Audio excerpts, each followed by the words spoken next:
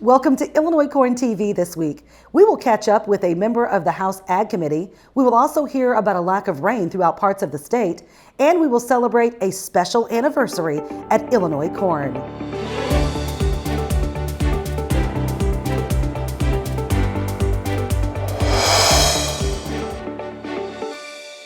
First, we could use some rain in many parts of Illinois.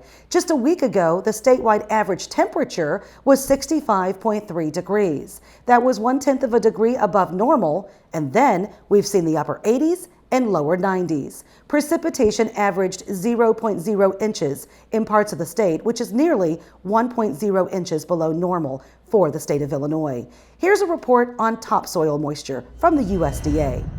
This topsoil moisture number focuses in on U.S. agricultural lands, so it is weighted a little bit more towards some of our big production areas, and that's one of the reasons for the sharp increase this week. Looking just at the Midwest, we see every single state in the Midwest with topsoil moisture rated at least 40%, very short to short, except Minnesota and North Dakota. Led this week in the Midwest by Michigan, 68% very short to short. That's a 28 percentage point jump from last week. Missouri coming in 62% very short to short, a 24 percentage point jump from the previous week. Other Midwestern states at or above 50% very short to short include Nebraska at 57% and Iowa at 50%.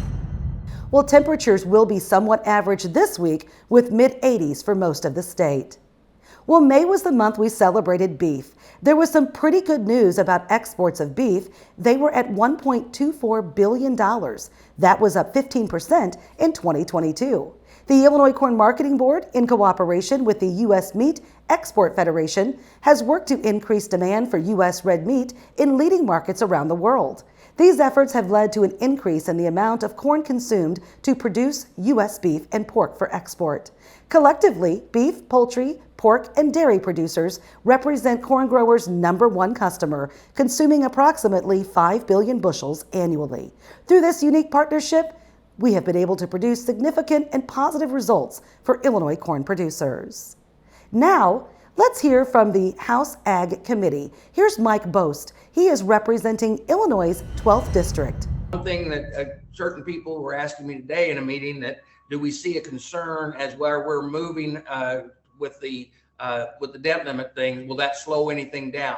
We're promised by the secretary or by the chairman that will not. We will continue to work and move forward to try to meet the deadlines for the farm bill. It's vitally important to be passed, and as we said earlier, and the protections for crop insurance and those things must be in there.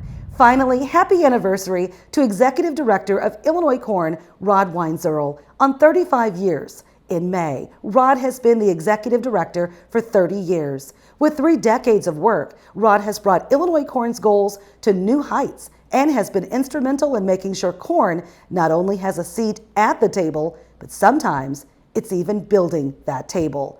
Thanks, Rod, for all that you do at Illinoiscorn. And thanks for tuning in this week to ILLinoiscornTV, and we will see you on the next episode.